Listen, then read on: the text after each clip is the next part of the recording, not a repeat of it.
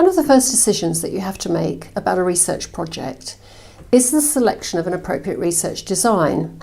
By design, we mean the way in which you're going to collect and analyse data so that you will be able to answer the research questions you have set.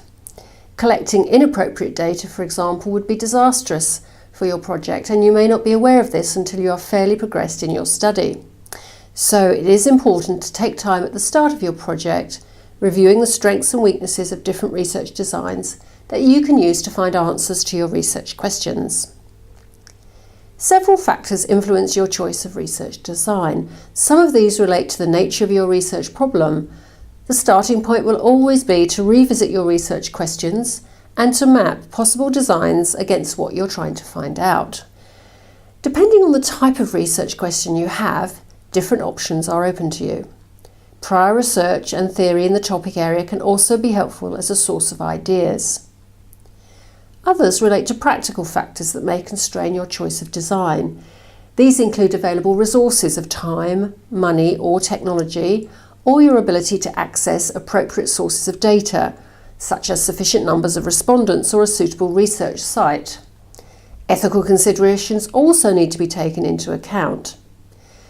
Design decisions are rarely taken in isolation, so you need to be aware of the potential interests and expectations of various stakeholders, as well as your own skills and preferences as the researcher.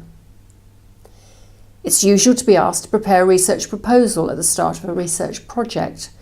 This might be for the institution where you're studying, or for a client, or in some cases for a funding body. The research proposal sets out the nature of the intended research and provides a plan for how it will be undertaken, including the research design and the rationale for it. The successful completion of a research project calls for effective planning and implementation. It is always wise to set out a plan at the start of your project that considers the key activities and risks and develops a timeline for the achievement of key milestones. Think of the way you would instigate and implement any business project and apply the same management principles and techniques to your research project.